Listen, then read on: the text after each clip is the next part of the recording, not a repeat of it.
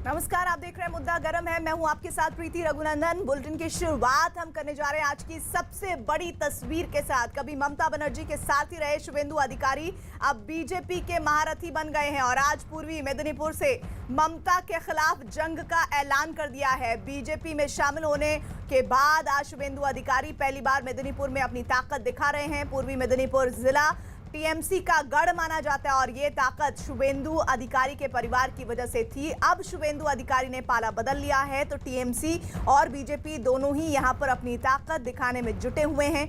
और शुवेंदु अधिकारी को न सिर्फ ममता बनर्जी का खास माना जाता था बल्कि वो टीएमसी के खास रणनीतिकारों में से थे। और आज शुवेंदु अधिकारी का ये शक्ति प्रदर्शन इसलिए भी अहम है क्योंकि इस इलाके की ज्यादातर विधानसभा सीटों पर अधिकारी परिवार की मजबूत पकड़ है। शुवेंदु अधिकारी बंगाल का एक सबसे अच्छा लीडर है। हमारा पश्चिम बंगाल में दिलीप दा, शुवेंदु दा, मुकुल दा सब लेके और आज जिला अध्यक्ष के साथ हम लोग जो करेंगे, आज पूरा पश्चिम बंगाल में चेंज आने वाला है। 100% चेंज होने वाला है। मिदनापुर का जो आदमी है उन लोग बहुत ज्यादा आनंदित है। बहुत खुश हैं, बहुत खुश हैं। उनको जो सम्मान मिलना चाहिए था वो नहीं मिला, अब सबको मालूम है। तो हम लोग आशा करते हैं कि यहाँ ज़रूर मिलेंगे। कोलकाता से अमित सिंह हमारे साथ हमारे सहयोगी जुड़ गए हैं। अमित, जरा बताइए, अभी तक मेदिनीपुर जिला में जब भी जाते होंगे शुवेंदु तो वो टीएमसी के नेता के तौर पर जाते होंगे, लेकिन इस बार पहली दफे वो बीजेपी के नेता के तौर पर, इतने कद्दावर नेता के तौर पर वहां पहुंचे हैं। तो कैसा रेस्पॉन्स उन्हें मिला जनता का? जी हाँ, वहाँ हजारों की भीड़ है शुवेंदु अधिकारी के साथ। और जिस तरीके से टीएमसी नेताओं ने कहा था कि अब शुवेंदु अधिकारी बीजेपी में चले गए हैं तो उनका वो ओहदा नहीं रहा, लेकिन आज की तस्वीर हर चीज़ बयां कर रही है। शुवेंदु अधिकारी जब अपने घर से निकले और उस गाड़ी तक उन्हें जाना था जिससे वो पदयात्रा शुरू करते तो उन्हें काफ़ी वक्त लग गया, काफ़ी मशक्क़त करनी पड़ी उन्हें, क्योंकि उनको चारों तरफ से जो उनके सपोर्टर्स थे वो घेरे हुए थे। और ख़ासतौर से जो शुवेंदु अधिकारी को मास लीडर कहा जाता है और वो उन्होंने जो टीएमसी का गढ़ माना जाता है पूर्वी मिदनापुर, वहां पर इस तरीके से जन समर्थन के साथ वो पदयात्रा कर रहे हैं। 1 किलोमीटर का यह पदयात्रा है, अब लंबे समय से चल रहा है। और उसके बाद जैसे ही ये 1 किलोमीटर का पदयात्रा खत्म होगा उसके बाद जो वो एक जनसभा को संबोधित करेंगे। जब वो जनसभा को संबोधित करेंगे तो उस वक्त देखना है कि क्या कुछ वो बातें कहते हैं, क्योंकि वो टीएमसी के गढ़ में है इस वक्त। और उनको कहीं ना कहीं जिस तरीके से टीएमसी के पहले सौगतो राय ने वहां पर एक रैली की, लेकिन और उसके बाद आज शुवेंदु का आज वहाँ पर रैली है। इसके बाद कुणाल घोष टीएमसी के जो नेता हैं, वो सुजाता मंडल, इन दोनों का भी वहाँ पर एक जनसभा होगा। तो कहीं ना कहीं एक प्लान भी टीएमसी तैयार कर रही है कि किसी भी तरीके से अपने गढ़ में जो उनका किला है उसको बचाया जाए। लेकिन तस्वीरें हैं ये बहुत कुछ बयां कर रही हैं। वो जोशो खरोश जो शुवेंदु अधिकारी के भीतर बीजेपी में शामिल होने के बाद है, उतना ही जोश उनके साथी जो बीजेपी के कार्यकर्ता नेता है उनमें भी दिख रहा है। इधर बीजेपी नेता शाहनवाज हुसैन ने भी ममता बनर्जी पर सीधा हमला बोला है। शाहनवाज हुसैन का दावा है कि ममता बनर्जी की जमीन खिसक गई है।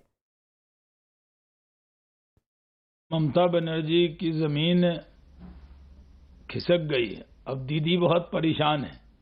बंगाल का कोई भी व्यक्ति दीदी से बात करने को तैयार नहीं है। तो उनके जो एमपी हैं वो किसानों के साथ जाकर दीदी की बात करा रहे हैं। और ममता जी जिस तरह का आतंक मचा रखा है उन्होंने पश्चिम बंगाल के अंदर, हमारे कार्यकर्ताओं पर जिस तरह लाठीचार्ज किया गया, जिस तरह महिलाओं को मारा पीटा गया, उसके लिए ममता जी के पास समय नहीं है। जो फैक्ट्री उन्होंने नहीं लगने दी बंगाल में, वो गुजरात में जाके लगी, क्योंकि गुजरात में माहौल है कि सरकार सिंगल एंट्री के साथ कोई भी अगर वहाँ इंडस्ट्री लगाना चाहता है तो उसको रेड कारपेट वेलकम होता है। और बंगाल में कोई इंडस्ट्री लगाता है तो उसे रेड रंग जो है उसके सर में दिखता है, क्योंकि ये लाठी मारती हैं।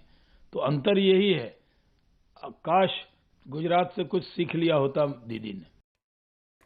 शुवेंदु अधिकारी की पदयात्रा के ऐलान के बाद टीएमसी में भी मौखलाहट दिखाई दे रही है। टीएमसी के प्रवक्ता कुणाल घोष ने क्या कहा है वो आप तक पहुंचाएंगे, लेकिन इस बीच एक बार फिर से अमित का रुख कर लेते हैं। अमित, शाहनवाज हुसैन जिस तरह से आक्रामक तेवर में नजर आ रहे हैं उसकी बड़ी वजह भी है, क्योंकि एक एक कर टीएमसी के बड़े से बड़े नेता बीजेपी से जुड़ रहे हैं और बीजेपी की पश्चिम बंगाल में ताकत को बढ़ा रहे हैं।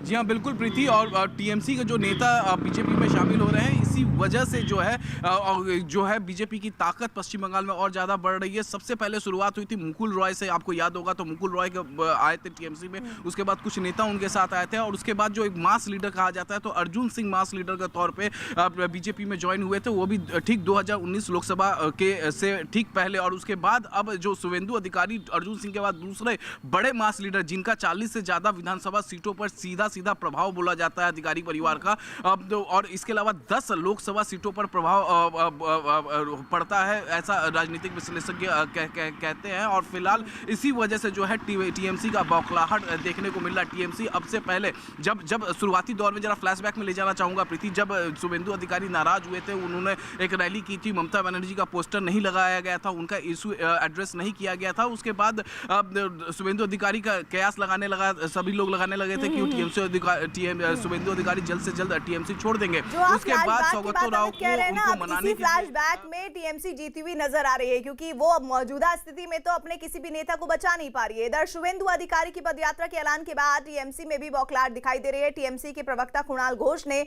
शुवेंदु अधिकारी पर पलटवार करते हुए पार्टी की पीठ में छुरा घोंपने का आरोप लगाया है। बीजेपी का कहना है कि शुवेंदु अधिकारी के पद यात्रा से टीएमसी को भारी नुकसान होने जा रहा है उस इलाके में। नहीं, कोई नुकसान नहीं हो रहा है। अब देखिए, शुवेंदु अधिकारी वो एक यंग जनरेशन का लीडर है, लेकिन किस पार्टी का लीडर था? तृणमूल कांग्रेस का लीडर था। अभी किस पार्टी में है? बीजेपी में है। तो उसका खुद का पॉपुलैरिटी कितना है, कितना मास उसका साथ है, उसका टेस्ट किधर हुआ? ममता जी जब पार्टी किया था, खुद पार्टी किया और कॉल दिया था कि यहाँ पर एंटी सीपीएम जो पार्टीज है वो सीपीएम को हराने के लिए एक मंच पे आ जाइए। लेकिन शुवेंदु अधिकारी अगर उनका पास मास सपोर्ट होता तो एक बार ममता जी के जो मास बेस है वो यूज कर रहे हैं। अभी बीजेपी का पास तो उसका सपोर्टर्स है, वो मंच पे वो है, लेकिन उनका खुद का पास क्या है, उसका टेस्ट किधर हुआ?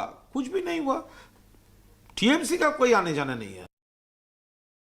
अमित, अभी हम सुन रहे थे जिस तरह से टीएमसी के नेता आक्रामक शुवेंदु पर लग रहे हैं, लेकिन उसमें उनकी खिसियाहट ज्यादा है, क्योंकि इस बात को तो कोई भी नहीं नकार पा रहा कि मिदनापुर जिला, जहां पर आज शुवेंदु अधिकारी दिख रहे हैं जनता के बीच, वो गढ़ ही जाना जाता है तो शुवेंदु अधिकारी की वजह से। लेकिन टीएमसी कभी इस बात को स्वीकार नहीं कर पाएगी। जी हाँ, बिल्कुल प्रीति, और टीएमसी अभी भी इस बात को स्वीकार नहीं कर रही है, लेकिन तस्वीरें हर एक चीज़ बयां कर रही है। सबसे पहले जैसे शुवेंदु अधिकारी अपनी गाड़ी पे आए, जिस गाड़ी से उन्हें यह पदयात्रा करना था, उससे आते ही उन्होंने सबसे पहला शब्द जो कहा था वो कहा था घर घर बीजेपी। यानी वो आकर जो टीएमसी का गढ़ माना जाता था, जहाँ से लगातार जितने भी विधायक थे वो टीएमसी के चुन के आते थे, अब वहाँ पर जो जिस तरीके से जन समर्थन देखने को मिल रहा है शुवेंदु अधिकारी के लिए, अब वो देखने के बाद कहीं ना कहीं ये जो बौखलाहट है टीएमसी की और ज्यादा बढ़ गई है। और टीएमसी कहीं ना कहीं शुवेंदु अधिकारी की इस पदयात्रा को काउंटर करने के लिए वो एक प्लान बनाई है, जिसमें कुणाल घोष और भी जो दूसरे नेता हैं वो भी इस तरीके से पदयात्रा करेंगे। बीते कल उसी इलाके में सौगतो राय, पूर्व केंद्रीय मंत्री, टीएमसी के कद्दावर नेता माने जाते हैं, उन्होंने पदयात्रा की थी कई बड़े पश्चिम बंगाल के नेताओं के साथ, और तो उसका काउंटर भी कहीं ना कहीं टीएमसी तैयार कर रही है। लेकिन तस्वीरें हर एक चीज बयां कर रही है प्रीति। जी बिल्कुल। और इधर बीती रात पश्चिम बंगाल के उत्तर 24 परगना में पुलिस पर बीजेपी के कुछ कार्यकर्ताओं पर लाठीचार्ज करने का आरोप लगाया है। प्रदर्शन कर रहे बीजेपी के इन कार्यकर्ताओं ने पुलिस पर उनके एक साथी को बिना वजह गिरफ्तार करने का आरोप लगाया और इसी के विरोध में खरदाह थाने के बाहर जमा हो गए। लेकिन पुलिस को बीजेपी कार्यकर्ताओं का विरोध रास नहीं आया और पुलिस वालों ने उन्हें दौड़ा कर पीटा। वो साय पुलिस वालों ने बीजेपी की महिला कार्यकर्ताओं पर भी डंडे बरसाए, जिसमें एक महिला कार्यकर्ता बुरी तरह घायल हो गई। बीजेपी ने बंगाल पुलिस के रवैये को ममता सरकार का तालिबानी रुख करार दिया।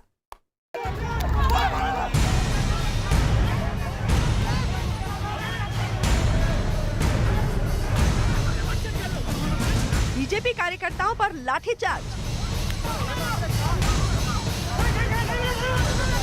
थाने में विरोध जताने पर लाठीचार्ज। बीजेपी कार्यकर्ताओं को दौड़ा दौड़ा कर पीटा। महिला कार्यकर्ताओं की भी पिटाई।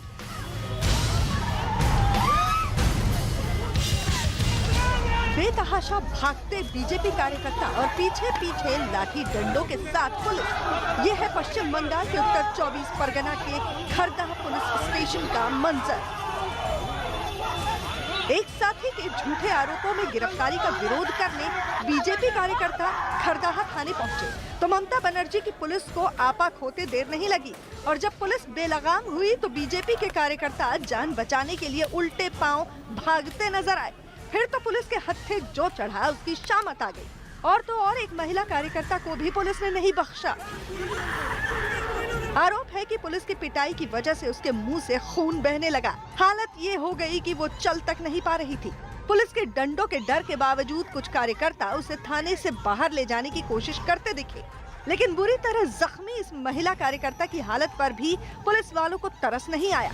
महिला को सहारा देने वाले बीजेपी कार्यकर्ता को एक पुलिस वाला जबरन घसीटकर ले जाता दिखा।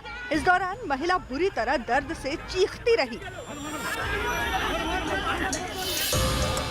इन तस्वीरों के सामने आने के बाद बीजेपी नेता कैलाश विजयवर्गीय ने ममता सरकार पर निशाना साधा। कैलाश विजयवर्गीय ने ट्वीट किया, खरदाह पुलिस स्टेशन विरोध दर्ज कराने गए बीजेपी कार्यकर्ताओं पर पुलिस ने लाठीचार्ज किया। महिलाओं के खिलाफ पुलिस की कार्रवाई देखें।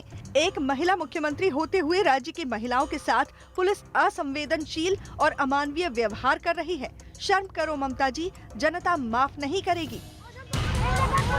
दर्द से मची इस चीख पुकार को सुनकर कई महिला कार्यकर्ता पुलिस के खौफ के बावजूद मदद के लिए आगे आईं और उन्हें थाने से बाहर ले जाने लगी। लेकिन इससे बेअसर बंगाल पुलिस के सिर पर बीजेपी कार्यकर्ताओं की पिटाई की धुन सवार थी। कई पुलिस वाले बीजेपी कार्यकर्ताओं का पीछा करते करते सड़क तक पहुंच गए और उन्हें पीटते हुए दोबारा थाने की तरफ ले जाते दिखे। पुलिस के इस रवैये की वजह से बीच सड़क पर अफरा तफरी मच गई और अचानक वहां से गुजरने वाली गाड़ियों में ब्रेक लग गया। बीजेपी ने बंगाल पुलिस के इस रवैये की तुलना ममता सरकार के तालिबानी रुख से की है। বাংলায় ল অ্যান্ড অর্ডার কিছু নেই। পুলিশ মমতা ব্যানার্জি তালিবানি শাসনের একটা অঙ্গ হয়ে গেছে। बीजेपी ने इस घटना को कोर्ट में ले जाने का मन बना लिया है। बीजेपी सीसीटीवी से मिले सबूतों के आधार पर बंगाल की पुलिस को कोर्ट में ले जाने की चेतावनी दे रही है। और बीजेपी के नेता शुवेंदु अधिकारी आज मेदिनीपुर में शक्ति प्रदर्शन कर रहे हैं और इस दौरान शुवेंदु अधिकारी ने इस बार बीजेपी 200 के पार का नारा तो दिया ही, साथ ही एक नया नारा दिया, हरे कृष्णा हरे हरे, बीजेपी घरे घरे। मतलब बंगाल के हर घर तक बीजेपी पहुंचेगी इस बार चुनावों में।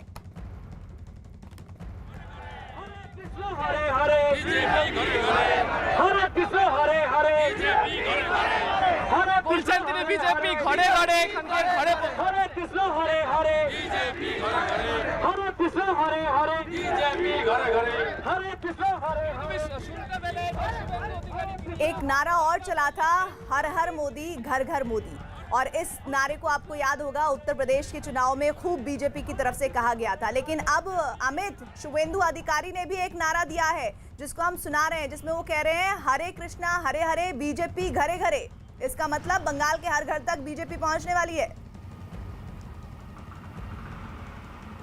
जी हाँ, बिल्कुल। जैसे ही शुवेंदु अधिकारी ने ये पदयात्रा शुरू की है, इसी बात से उन्होंने शुरू किया है कि घर घर अब बीजेपी पहुंचेगी। और ये देखने को भी मिल रहा है, तस्वीरें हर एक चीज़ बयां करती है प्रीति, जिस तरीके से हजारों की तादाद में वहां पर उनके सपोर्टर्स इकट्ठा है और वो लगातार जिस तरीके से मन से बीजेपी को लेकर नारेबाजी कर रही है और जो सपोर्टर्स हैं उनके, और ख़ासतौर से उसमें युवा वर्ग बहुत ज़्यादा है, बहुत ज़्यादा युवा वर्ग है। और इस वक्त अगर बात करूँ तो जो वहाँ पर पूर्वी मेदिनीपुर में शुवेंदु अधिकारी के साथ केवल बीजेपी का एक सांसद सुमित्रा खान वो मौजूद हैं, इसके अलावा कोई भी बड़ा नेता नहीं है। यानी जितनी भी भीड़ है वहां पर केवल और केवल शुवेंदु अधिकारी के लिए ही वहां पर पहुंची है। और जो गढ़ माना जा रहा है टीएमसी का, वहां पर वो अपना शक्ति प्रदर्शन करते हैं। और जो राजनीतिक विश्लेषज्ञ हैं जब उनसे बात करो तो वो कहते हैं कि टीएमसी उस इलाके में जीतती है और केवल शुवेंदु अधिकारी परिवार की वजह से जीतती थी। और शुवेंदु अधिकारी का जो कद है, इसी से आप अंदाजा लगा सकती है कितना बड़ा है कि 40 40 से ज्यादा विधानसभा सीटों पर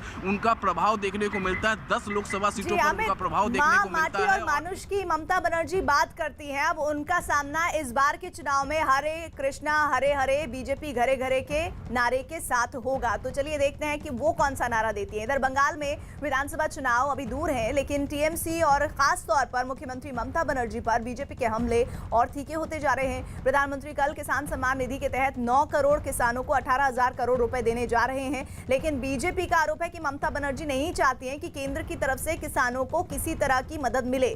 बीजेपी का आरोप है कि ममता बनर्जी अपने राज्य के किसानों के खाते में सीधे पैसा नहीं देना चाहती हैं, बल्कि वो चाहती हैं कि केंद्र ये पैसा राज्य सरकार को दे ताकि टीएमसी किसानों के हिस्से से अपने चुनाव के खर्च का हिस्सा निकाल ले। किसानों का पैसा सीधे अब केंद्र सरकार किसानों के अकाउंट में भेजती है, उसे ममता सरकार कह रही है कि हमें दीजिए, हम देंगे। देखिए, हमलावर कुछ नहीं है।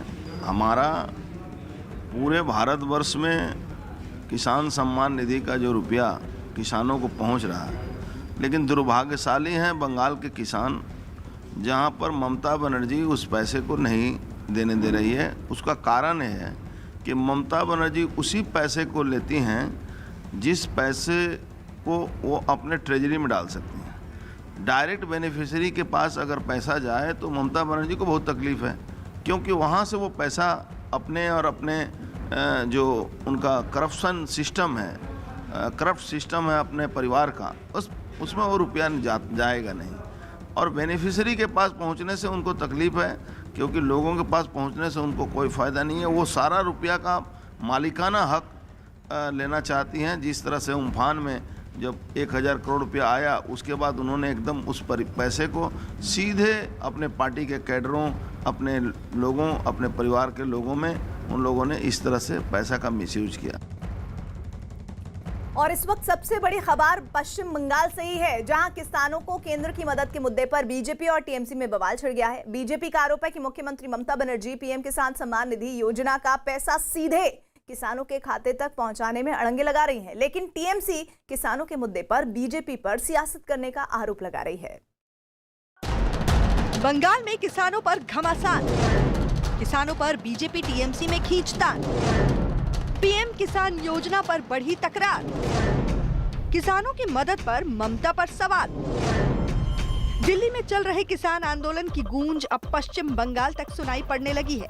खबर है कि पश्चिम बंगाल की मुख्यमंत्री ममता बनर्जी ने फोन पर धरने पर बैठे किसान नेताओं से बात की, तो बीजेपी ने ममता बनर्जी पर पीएम किसान सम्मान निधि योजना में अड़ंगा लगाने का आरोप लगा दिया।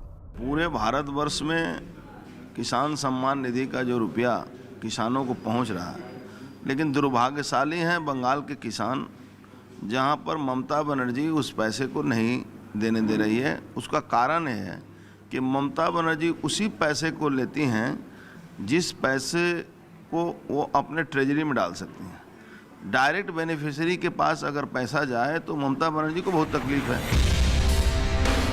बीजेपी ने ममता बनर्जी पर आरोपों की बारिश कर दी है। बीजेपी ने ममता पर पीएम किसान सम्मान निधि में अड़ंगे का आरोप लगाया है और किसानों को सीधे पैसे न देने का आरोप भी लगाया है। बीजेपी का कहना है कि केंद्र सरकार सीधे 9 करोड़ किसानों के खातों में पैसे देना चाहती है, लेकिन ममता बनर्जी किसान सम्मान निधि मांग रही हैं। बीजेपी का दावा है कि ममता सरकार केंद्र की योजनाएं राज्य में लागू नहीं कर रही है। पश्चिम बंगाल में बीजेपी टीएमसी पर लगातार हमलावर है और अब बीजेपी को किसानों के मुद्दे पर सूबे के मुख्यमंत्री ममता बनर्जी को घेरने का मौका मिल गया है। बीजेपी ने सूबे के मुख्यमंत्री ममता बनर्जी पर आरोप लगाया है कि पीएम सम्मान निधि योजना के तहत किसानों के अकाउंट में सीधे पैसा नहीं जाने देना चाहती है ममता बनर्जी, और बीजेपी किसानों की मदद के इस मुद्दे को सूबे में एक बड़ा मुद्दा बनाने में जुटी हुई है। पश्चिम बंगाल में विधानसभा चुनाव जैसे जैसे नजदीक आते जा रहे हैं, वैसे वैसे ममता पर बीजेपी के हमले तीखे होते जा रहे थे, लेकिन ममता और उनकी पार्टी टीएमसी भी बीजेपी पर पलटवार करने का कोई मौका नहीं छोड़ रही है। किसानों के लिए ममता सरकार जो किया है वो सेंट्रल गवर्नमेंट नहीं किया है। हर किसान यहाँ पर जो इंसेंटिव्स उसको मिल रहा है, जो प्रोटेक्शन मिल रहा है, वो सेंट्रल गवर्नमेंट ने नहीं दिया। सेंट्रल गवर्नमेंट क्या चाहते हैं कि सेंट्रल गवर्नमेंट वो स्कीम हो, उसका स्कीम में ज़्यादा रुपया तो स्टेट का ही जाता है और नाम होता है सेंट्रल गवर्नमेंट का, वो तो ठीक नहीं है। आरोपों के इस दौर के बीच किसानों के मुद्दे पर अब राज्यपाल जगदीप धनखड़ की भी एंट्री हो गई है। ममता को लगातार नसीहतें देने वाले राज्यपाल ने ट्वीट कर ममता सरकार को किसानों की मदद करने का पाठ पढ़ाया है। मैंने मुख्यमंत्री ममता बनर्जी से कहा है कि किसानों तक पीएम किसान सम्मान निधि योजना के लाभ न पहुंचने देना उनके साथ अन्याय करने के बराबर है।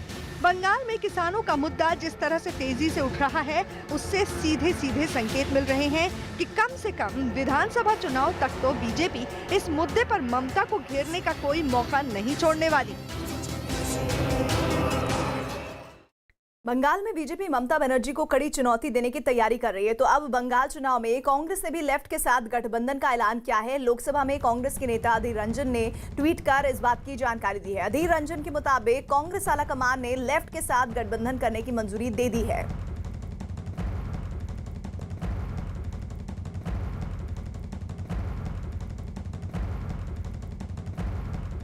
और इधर पश्चिम बंगाल की विश्व भारती विश्वविद्यालय का शताब्दी कार्यक्रम प्रधानमंत्री नरेंद्र मोदी ने इसमें भाषण दिया और इसे खास बनाया। प्रधानमंत्री नरेंद्र मोदी ने इस मौके पर कहा कि विश्व भारती के लिए गुरुदेव रविंद्रनाथ टैगोर का विजन आत्मनिर्भर भारत का ही सार है। पश्चिम बंगाल में भी विधानसभा चुनाव की तेज होती हलचल के बीच प्रधानमंत्री के भाषण पर सबकी नजर थी। हालांकि प्रधानमंत्री ने मौजूदा दौर की बंगाल की सियासत पर कुछ नहीं कहा, लेकिन उनके भाषण में गुजरात के साथ ही गुरुदेव के सपनों का भारत और आज के भारत की जरूरत का जिक्र उन्होंने विस्तार से किया। बंगाल विधानसभा चुनाव की बढ़ती धमक के बीच विश्व भारती विश्वविद्यालय के 100 साल पूरे हुए तो समारोह में प्रधानमंत्री नरेंद्र मोदी मौजूद थे। प्रधानमंत्री ने वीडियो कॉन्फ्रेंसिंग के जरिए समारोह को संबोधित किया। प्रकृति के साथ मिलकर अध्ययन और जीवन। उनके भाषण में बंगाल के आज के राजनीतिक हालात की चर्चा नहीं थी, लेकिन उन्होंने जो कुछ कहा उसके तार सियासत से और उसके मायने सियासी निकाले जाने लगे। स्वामी विवेकानंद।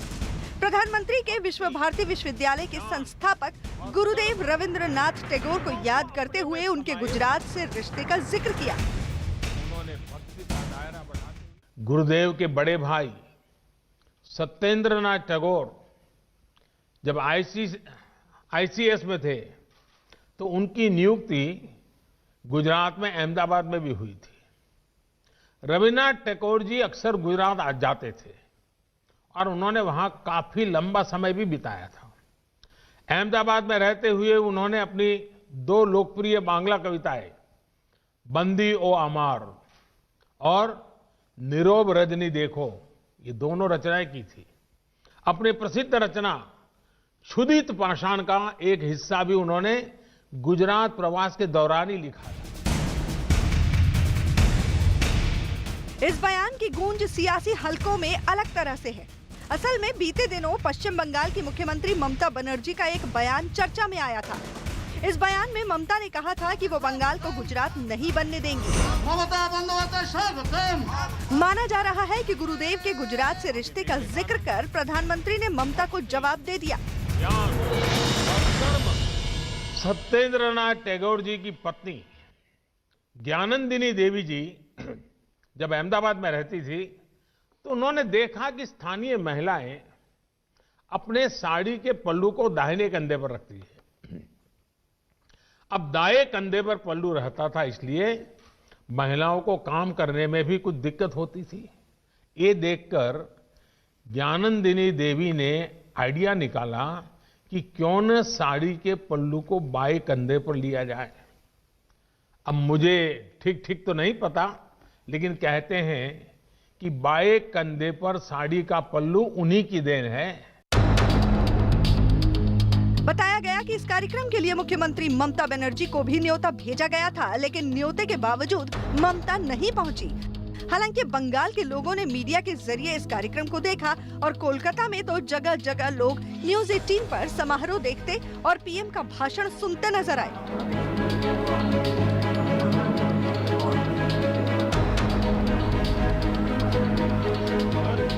कार्यक्रम के लिए विश्वविद्यालय में सुरक्षा के तगड़े इंतजाम थे।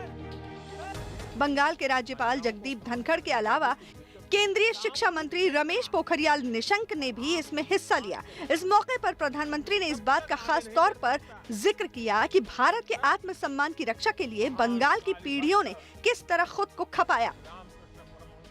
भारत के आत्मसम्मान की रक्षा के लिए तो बंगाल की पीढ़ियों ने खुद को खपा दिया था। याद कीजिए, खुदराम बोस को सिर्फ 18 साल की उम्र में फांसी चढ़ गए। प्रफुल्ल चाकी 19 वर्ष की आयु में शहीद हो गए। लेकिन ये भी एक तथ्य है। पीएम मोदी ने आत्मनिर्भर भारत, स्वदेशी और खेती किसानी का जिक्र कर इसे गुरुदेव के संकल्प से जोड़ा और कहा कि विश्व भारती के लिए गुरुदेव का नजरिया आत्मनिर्भर भारत का भी सार है। गुरुदेव ने हमें स्वदेशी समाज का संकल्प दिया था। वो हमारे गांवों को, हमारी कृषि को आत्मनिर्भर देखना चाहते थे। वो वाणिज्य और व्यापार को आत्मनिर्भर देखना चाहते थे। वो आर्ट और लिटरेचर को आत्मनिर्भर देखना चाहते थे। उन्होंने आत्मनिर्भरता के लक्ष्य को प्राप्त करने के लिए आत्मशक्ति की बात कही थी। बंगाल स्वतंत्रता संग्राम और भक्ति आंदोलन अलग नहीं किए जा सकते। प्रधानमंत्री ने देश के महापुरुषों का जिक्र किया तो उनको प्रेरणा देने वाले स्वामी विवेकानंद और स्वामी विवेकानंद के गुरु श्री रामकृष्ण परमहंस को भी याद किया। भारत की आध्यात्मिक और सांस्कृतिक एकता को भक्ति आंदोलन ने मजबूत करने का काम किया था।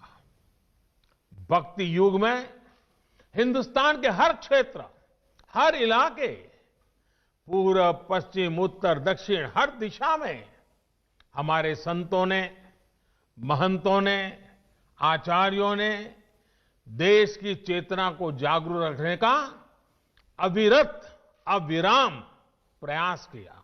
अगर उत्तर की तरफ नजर करें तो संत रामानंद, कबीरदास, गोस्वामी तुलसीदास, सूरदास, गुरु नानक देव, संत रैदास, अनगिनत महापुरुष। गुरुदेव रविंद्रनाथ टैगोर ने जिस विश्व भारती विश्वविद्यालय की नींव 1921 में रखी थी, उसे 1951 में केंद्रीय विश्वविद्यालय का दर्जा मिला। प्रीतिलता वेडुडार ने 21 वर्ष की आयु में विश्व भारती और गुरुदेव का जिक्र करने के दौरान प्रधानमंत्री मोदी ने कई बार उनकी पंक्तियों को सुनाते और उसका मतलब